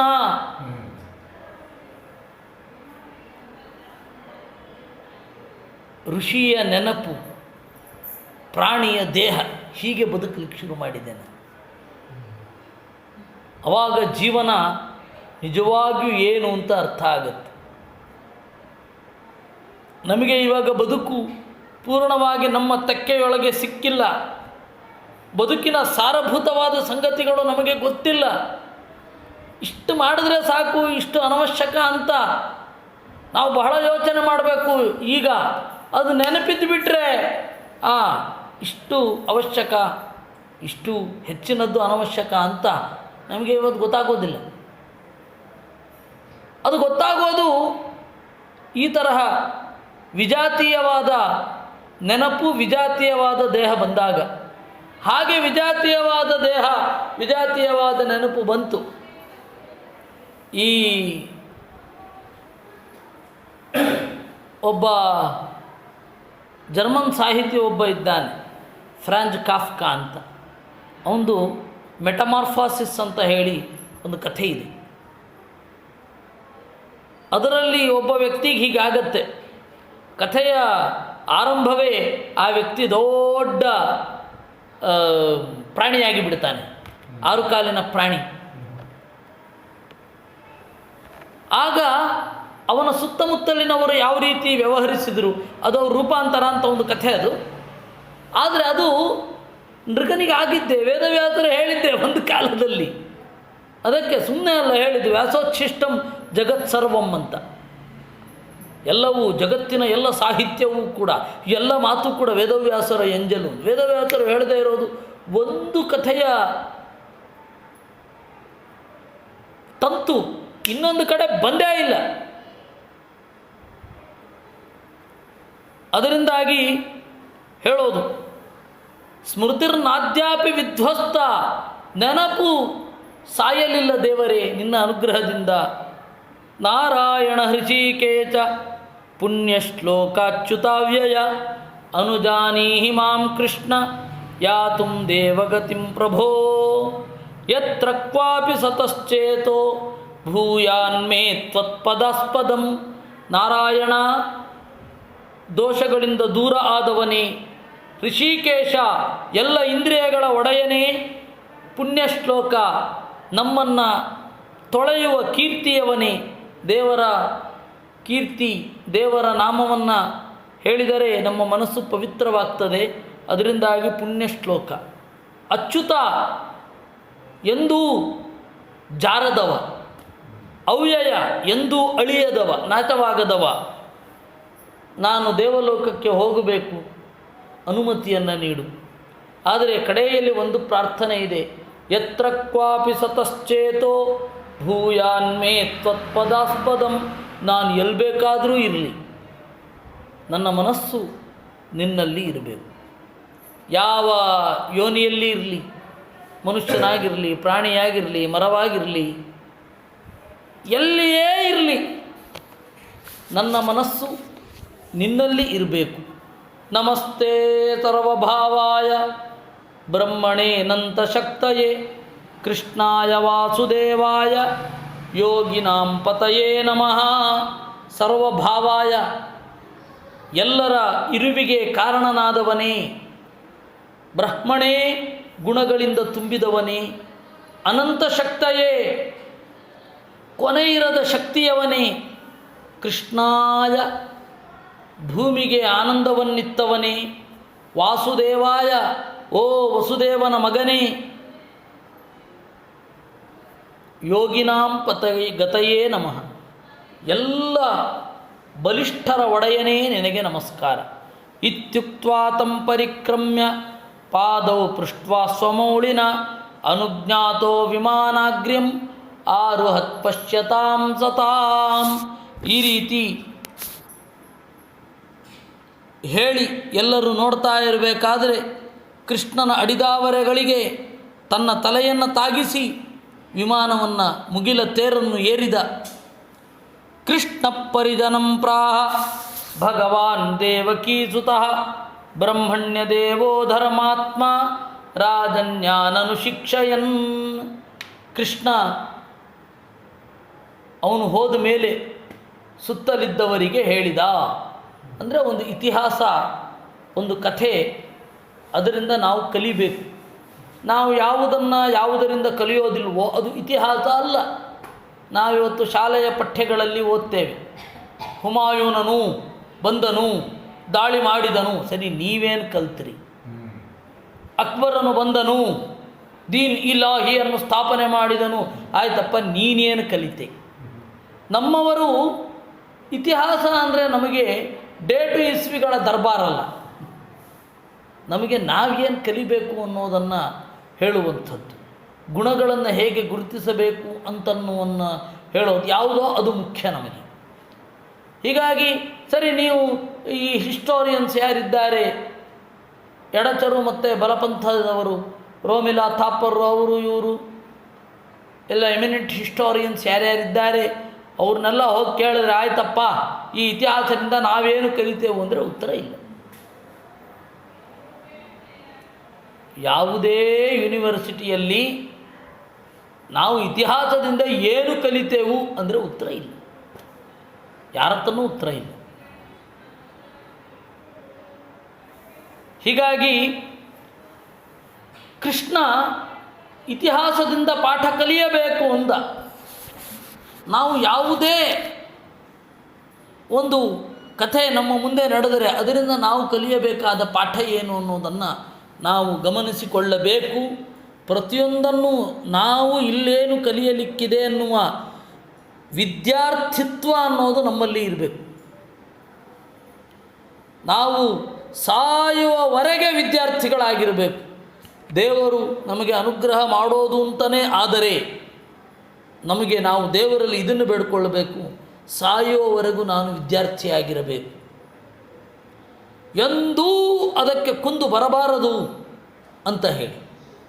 ಕಲಿತು ಇಷ್ಟು ಆಯಿತು ಅಂತ ಅಂದುಬಿಟ್ಟು ನಾವು ಹೊಸದನ್ನು ಗ್ರಹಿಸದೇ ಹೋದರೆ ಅದು ಭೀಕರ. ಅದು ಹೊಸದನ್ನು, ಹೊಸ ಆಯಾಮವನ್ನು ನಾವು ಗ್ರಹಿಸದೆ ಹೋದರೆ ಅದು ಸಾವೇ. ಯಾಕೆಂದರೆ ಸಾವು ಅಂದರೆ ಏನು? ಮೃತ್ಯು ಅತ್ಯಂತ ವಿಸ್ಮೃತಿ, ಹಿರಿದಾದ ಮರವೇ ಮರಣ. ಇದು ಭಾಗವತದಲ್ಲಿಯೇ ಮುಂದೆ ಬರುವಂಥದ್ದು. ಕೃಷ್ಣ ಉದ್ಧವನಿಗೆ ಹೇಳ್ತಾನೆ, ಸಾವು ಅಂದರೆ ಏನು? ಮರೆವು. ಅಥವಾ ಯಾವತ್ತು ನಾವು ಕಲಿಯೋದನ್ನು ನಿಲ್ಲಿಸ್ತೇವೋ ಅದು ಸಾವು. ಯಾವತ್ತೂ ನಾವು ಕಲಿಯೋದನ್ನು ನಿಲ್ಲಿಸಬಾರದು. ಯಾಕೆಂದರೆ ಬೆಳೀಲಿಕ್ಕಿದ್ದೇ ಇದೆ. ನಿರಂತರ ವಿದ್ಯಾರ್ಥಿಯಾಗಿ ಯಾವುದರಿಂದ ಏನು ಕಲಿಲಿಕ್ಕಾಗತ್ತೆ ಸುತ್ತಮುತ್ತಲಿಂದ ಅಂತ ಆ ಅವೇರ್ನೆಸ್ ಇರಬೇಕು. ಅದನ್ನು ಕೃಷ್ಣ ಸ್ವಾನ್ ಅನುಶಿಕ್ಷಯನ್, ತನ್ನವರಿಗೆ ತಿಳಿಸುತ್ತಾ ಈ ಕಥೆಯಿಂದ ತಿಳಿದು ಬರುವ ಸಾರಾಂಶ ಏನು ಅನ್ನೋದನ್ನು ಹೇಳಿದ ಅಂತೆ. ಏನು? ದುರ್ಜರಂಭತ ಬ್ರಹ್ಮಸ್ವಂ ಭುಕ್ತಮಗ್ನೇರ್ಮನಾಗಪಿ ತೇಜೀಯ ಸೋಪಿ ಕಿಮುತ ರಾಜ್ಞಾಂ ಈಶ್ವರಮಾನಿನಾಂ. ಈಶ್ವರಮಾನಿನಾಂ, ತಾವೇ ಒಡೆಯರು ಎಂದುಕೊಂಡ ರಾಜರು ಜ್ಞಾನಿಗಳ ಸೊತ್ತನ್ನು ಅಪಹರಿಸಿದರೆ ಅವರಿಗೆ ತೊಂದರೆ ಆಗದೆ ಬಿಡುವುದಿಲ್ಲ. ಒಂದು ವ್ಯವಸ್ಥೆ ಇದೆ, ಪ್ರಕೃತಿಯಲ್ಲೇ ಒಂದು ವ್ಯವಸ್ಥೆ ಇದೆ. ಒಂದು ತಪ್ಪು ಆದರೆ ಅದಕ್ಕೊಂದು ಶಿಕ್ಷೆ ಇದ್ದೇ ಇರುತ್ತೆ, ಇಲ್ಲಾಂದರೆ ಪ್ರಕೃತಿ ಅಪೂರ್ಣ ಆಗತ್ತೆ. ಅದರಿಂದಾಗಿ ನಾವು ಈ ಒಂದು ಕೋರ್ಟು ಕಚೇರಿಗಳಲ್ಲಿ ತಪ್ಪಿಸಿಕೊಳ್ಳಬಹುದು, ಆದರೆ ಅಲ್ಲಿ ತಪ್ಪಿಸಿಕೊಳ್ಳಿಕ್ಕಾಗುವಲ್ಲ. ಆದ್ದರಿಂದಾಗಿ ಪ್ರಕೃತಿಯಲ್ಲಿ ಒಂದು ತಪ್ಪು ಒಂದು ಸರಿ ಅಂತ ಹೇಳಿ ಇದೆ. ನಮಗೆ ಬಂದ ದುಃಖವನ್ನು ಇದು ನಮ್ಮ ತಪ್ಪು ಅಂತ ಸ್ವೀಕಾರ ಮಾಡಬೇಕು, ಅಥವಾ ಬೆಳವಣಿಗೆಗೆ ಮೂಲ ಅಂತ ಸ್ವೀಕಾರ ಮಾಡಬೇಕು. ನಮಗಾಗುವ ದುಃಖವನ್ನು, ಆಗುತ್ತಾ ಇರುವ ಸುಖವನ್ನು ಎಚ್ಚರದಿಂದ ಇರಬೇಕು. ಈ ಸಂದರ್ಭದಲ್ಲಿ ನೆಮ್ಮದಿಯಿಂದ ಇರೋದರಿಂದ ಕಲೀಲಿಕ್ಕೆ ಬಳಸಬೇಕು.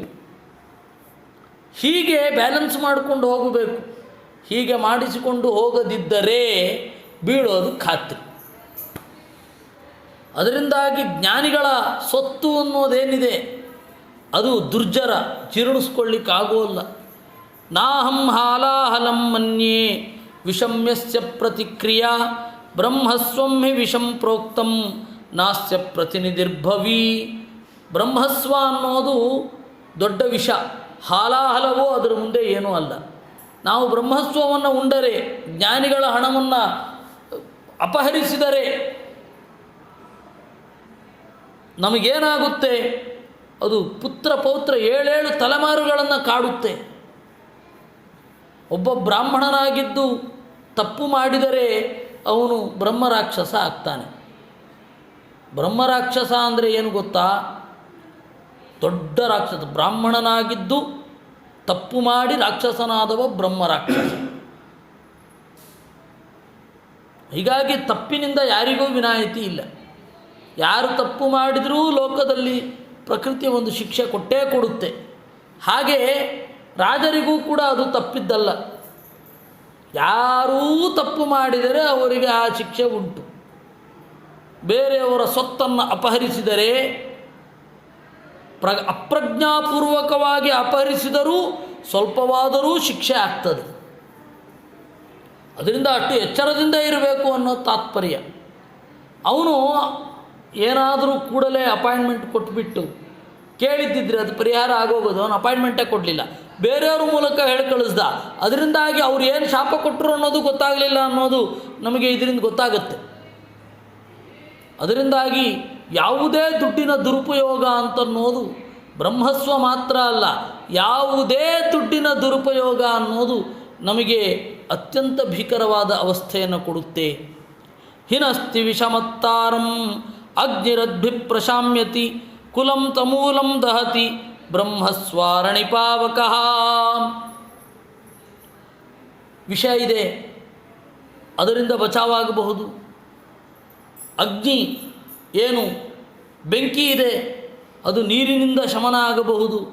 ಆದರೆ ಬ್ರಹ್ಮಸ್ವಾರಣಿಪಾವಕಃ, ಜ್ಞಾನಿಗಳ ಸ್ವತ್ತು ಅನ್ನೋದು ಯಾವತ್ತೂ ನಮ್ಮನ್ನು ಸುಮ್ಮನೆ ಬಿಡೋದಿಲ್ಲ. ಅದು ಇವತ್ತಲ್ಲ ನಾಳೆ ಸುಟ್ಟೇ ಸುಡುತ್ತೆ. ಬ್ರಹ್ಮಸ್ವಂ ದುರನುಜ್ಞಾತಂ ಭುಕ್ತಂ ಹಂತಿ ತ್ರಿಪೂರುಷಂ ಪ್ರಸಶ್ಚತು ಬಲಾದ್ಭುಕ್ತಂ ದಶಪೂರ್ವಾಂಧಚಾವರಂ.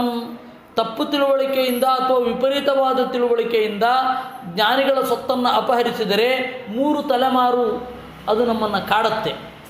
ಬುದ್ಧಿಪೂರ್ವಕವಾಗಿ ಅದನ್ನು ಬಲಾತ್ಕಾರವಾಗಿ ಸೆಳೆದುಕೊಂಡ್ರೆ 10 ತಲೆಮಾರು ಕಾಡುತ್ತೆ.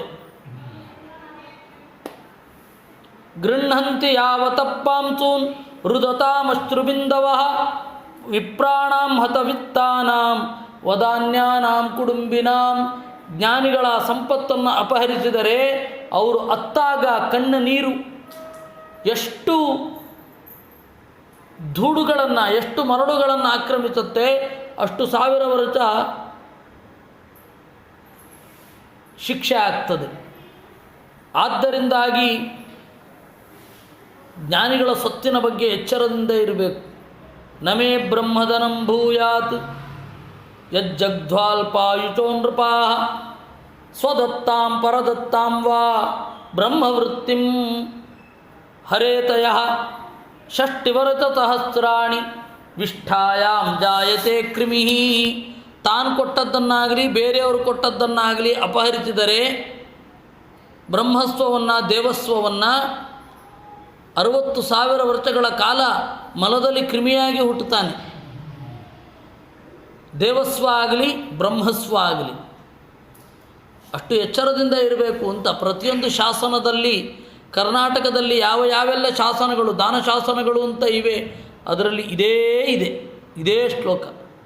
ಸ್ವದತ್ತಾಂ ಪರದತ್ತಾಂ ವಾ ಬ್ರಹ್ಮವೃತ್ತಿಂ ಹರೇತಯಃ ಷಷ್ಟಿರ್ವರಸಹಸ್ರಾಣಿ ವಿಷ್ಠಾಯಾಂ ಜಾಯತೆ ಕ್ರಿಮಿಃ ಅಂತ. ಅದು ಚಾಳುಕ್ಯರದ್ದಾಗಿರಬಹುದು, ಹೊಯ್ಸಳರದ್ದಾಗಿರಬಹುದು, ಯಾವುದೇ ಶಾಸನಗಳಲ್ಲಿ ಈ ಶ್ಲೋಕ ಇದೆ. ಅದು ತಮಿಳುನಾಡಿನಲ್ಲಿ ಇರತಕ್ಕಂತಹ ಶಾಸನ, ತೆಲುಗಿನಲ್ಲಿ, ಆಂಧ್ರದಲ್ಲಿ ಇರತಕ್ಕಂತಹ ಶಾಸನ, ಗುಜರಾತ, ಎಲ್ಲ ಶಾಸನಗಳಲ್ಲಿಯೂ ಈ ಶ್ಲೋಕ ಮಸ್ಟ್ ಆ್ಯಂಡ್ ಶುಡ್ ಅದು ಇದ್ದೇ ಇರುತ್ತೆ. ಸ್ವದತ್ತಾಂ ಪರದತ್ತಾಂ ವಾ ಎಲ್ಲ ಕಡೆ. ಅದು ತಾಮ್ರದ ಶಾಸನ ಆಗಿರಬಹುದು, ಶಿಲಾಶಾಸನ ಆಗಿರಬಹುದು, ತಾಡವಾಲೆಯಲ್ಲಿ ಬರೆದಿಟ್ಟಿದ್ದಿರಬಹುದು, ಭುರ್ಜಪತ್ರದಲ್ಲಿ ಬರೆದಿಟ್ಟಿದ್ದಿರಬಹುದು, ಪ್ಯಾಪಿರಸ್ಸಲ್ಲಿ ಬರೆದದ್ದು. ಪ್ಯಾಪಿರಸ್ ಅಂತ ಅನ್ನೋದೇ ಮುಂದೆ ಪೇಪರ್ ಆಗಿದ್ದು. ಪ್ಯಾಪಿರಸ್ಸಲ್ಲಿ ಬರೆದಿಟ್ಟಿದ್ದಾಗಿರಬಹುದು. ಯಾವುದೇ ಇದರಲ್ಲಿ ಬರೆದಿದ್ದು ಈ ಶ್ಲೋಕ ಇದ್ದೇ ಇರುತ್ತೆ. ವಿಪ್ರಂ ಕೃತಾಗತಮಪಿ ನೈವ ದೃಶ್ಯತಮಾಮಕಾಃ ಝಂತಂ ಬಹುಶಪಂತಂ ವಾ ನಮಸ್ಕುರುತ ನಿತ್ಯಶಃ. ಒಬ್ಬ ಜ್ಞಾನಿಯ ವೃತ್ತಿರೋಧವನ್ನು ಮಾಡಬಾರದು. ಅವನು ಬದುಕಲಿಕ್ಕೆ ಸಾಧ್ಯ ಇಲ್ಲ, ಜಗತ್ತಿನಲ್ಲಿ ಎಲ್ಲಿಗೆ ಹೋದರೂ ಬದುಕಲಿಕ್ಕೆ ಸಾಧ್ಯ ಇಲ್ಲ ಅನ್ನುವ ಹಾಗೆ ಮಾಡಬಾರದು. ನೋಡಿ, ನಾನು ಕೂಡ ಜ್ಞಾನಿಗಳಿಗೆ ನಮಸ್ಕಾರ ಮಾಡ್ತೇನೆ, ಹಾಗೆ ನೀವು ನಮಸ್ಕಾರ ಮಾಡಿ ಅನ್ನಂತವನು. ಯಥಾಹಂ ಪ್ರಣಮೇ ವಿಪ್ರಾನ್ ಸರ್ವಕಾಲಂ ತಮಾಹಿತಃ ತಥಾ ನಮತ ಯೂಯಂ ಯೋ ಅನ್ಯಥಾ ಮೇ ಸದಂಡಭಾಕ್. ಯಾರು ಜ್ಞಾನಿಗಳಿಗೆ ಅವಮಾನ ಮಾಡ್ತಾನೆ ಅವನಿಗೆ ನಾನು ಘೋರವಾದ ಶಿಕ್ಷೆಯನ್ನು ಕೊಡ್ತೇನೆ. ಜ್ಞಾನಿಗಳು ಬೈದರು, ನಿಮಗೆ ಹೊಡೆದರೂ ನೀವು ಸುಮ್ಮನೆ ಇರಬೇಕು ಅಂತ ಹೇಳ್ತಾನವನು. ಬ್ರಾಹ್ಮಣಾರ್ಥೋ ಹ್ಯಪಹೃತೋ ಹರ್ತಾರಂ ಪಾತಯತ್ಯಧ ಅಜಾನಂತಮಪಿ ಹ್ಯೇನಂ ನೃಗಂ ಬ್ರಾಹ್ಮಣ ಗೌರಿವಾ. ತಿಳಿಯದೇ ಮಾಡಿದರೂ ಒಂದು ಸ್ವಲ್ಪ ಶಿಕ್ಷೆ ಆಗೇ ಆಗುತ್ತೆ. ಆದ್ದರಿಂದ ಎಚ್ಚರ ಇರಲಿ ಅಂತ ಹೇಳಿ ಕೃಷ್ಣ ಏನು ಮಾಡಿದ, ತನ್ನ ಮನೆಯೊಳಗಡೆ ಅಂದರೆ ದ್ವಾರಕೆ ಒಳಗಡೆ ಮತ್ತೆ ಪ್ರವೇಶ ಮಾಡಿದ ಅನ್ನುವಲ್ಲಿಗೆ 87ತಮೋಧ್ಯಾಯ 87ನೇ ಅಧ್ಯಾಯ ಮುಗಿತು. ಶ್ರೀಚುಕೌವಾಚ ಬಲಭದ್ರ ಕುರು ಶ್ರೇಷ್ಠ ಭಗವಾನ್ ರಥಮಾಸ್ಥಿತಃ ಸುಹೃದ್ದಿದೃಕ್ಷುರುತ್ಕಂಠ ಪ್ರಯಯೌ ನಂದ ಗೋಕುಲಂ. ಇದು ಪಾಂಡವರು ಕಾಡಿನಲ್ಲಿರಬೇಕಾದರೆ 9 ಮತ್ತು 8ನೇ ವರ್ಷದಲ್ಲಿ ಆದ ಘಟನೆ. ಅದನ್ನು ಹಿಂದೆ ಮುಂದೆ ಮಾಡಿ ಹೇಳೋದು ಅಂತ ನಾನು ಹೇಳಿಯೇ ಇದ್ದೆ. ಬಲರಾಮನ ಬಗ್ಗೆ ಹೇಳ್ತಾ ಇದ್ದಾರೆ.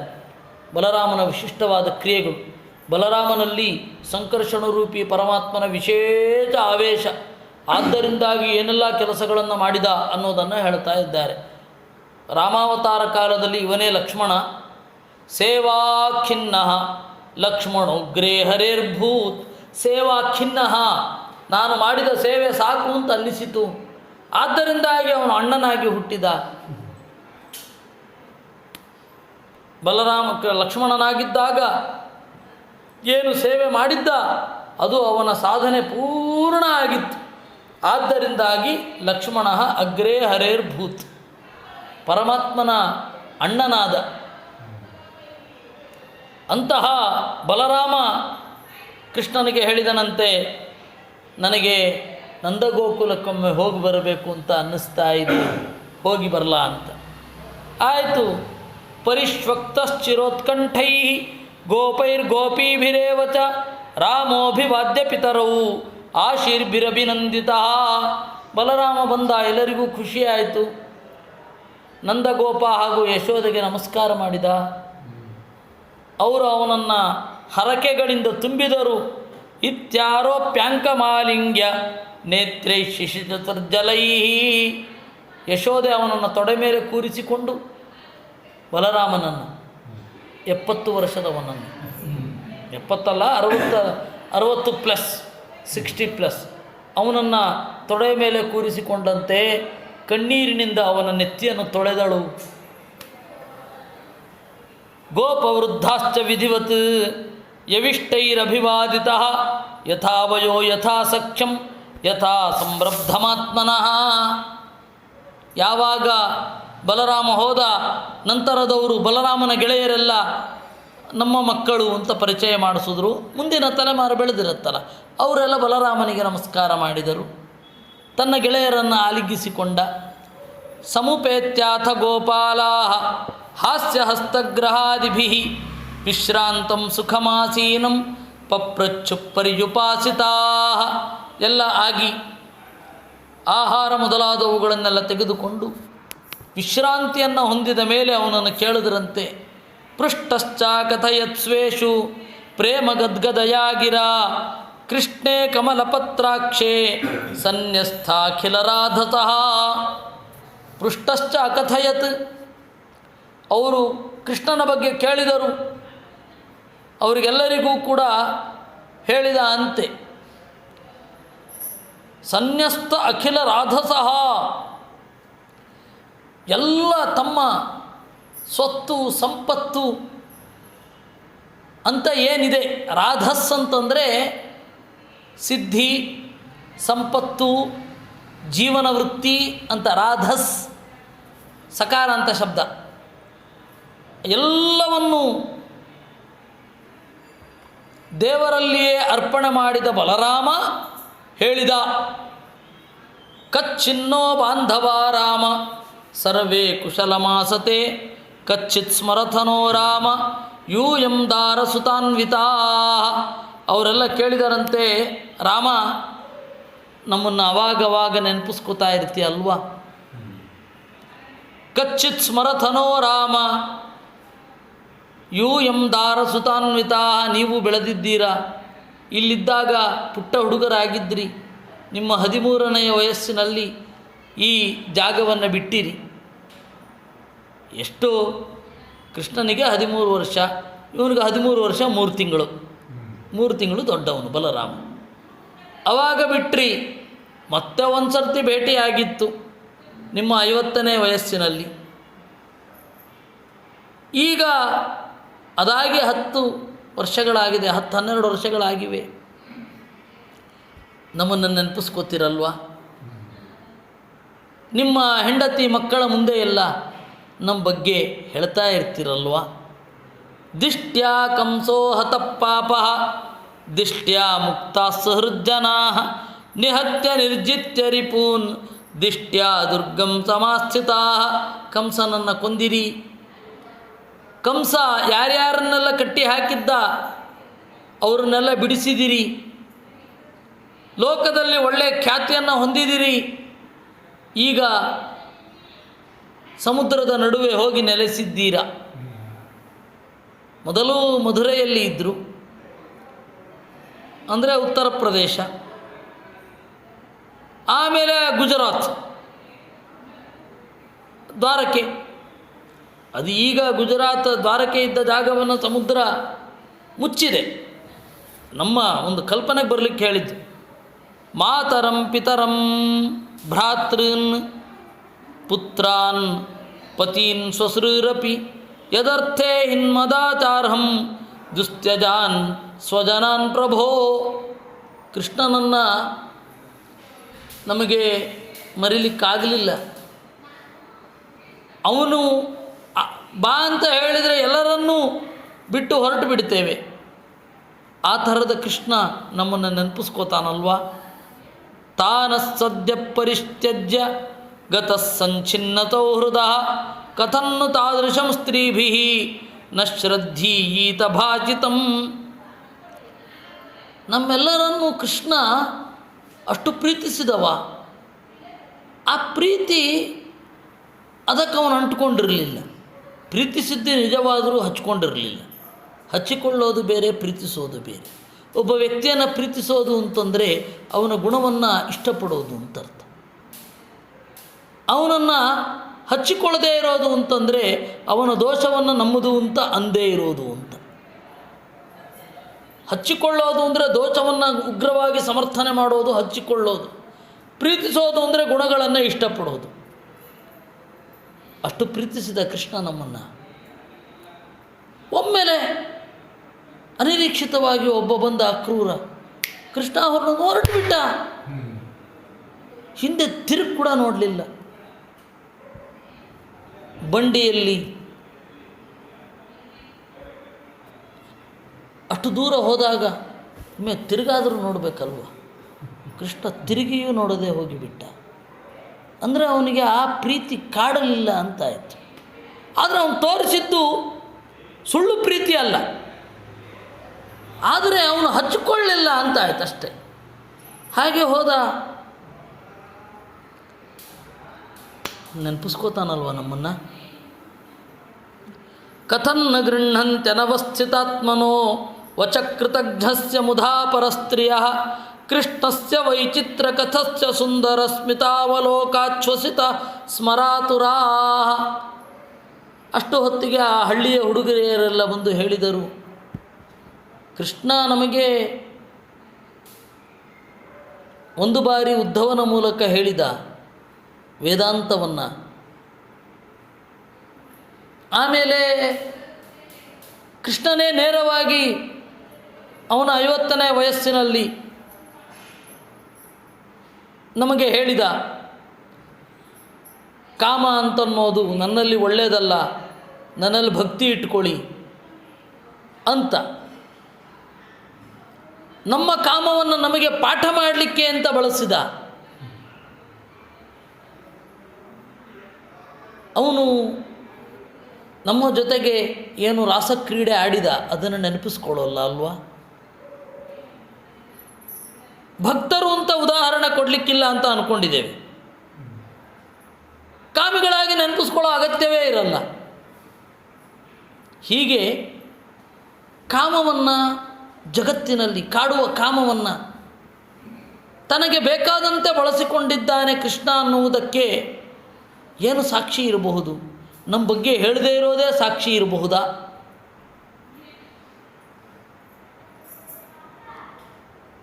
ಕೃಷ್ಣನ ಜೀವನದಲ್ಲಿ ಇದು ಬಹಳ ಮುಖ್ಯ.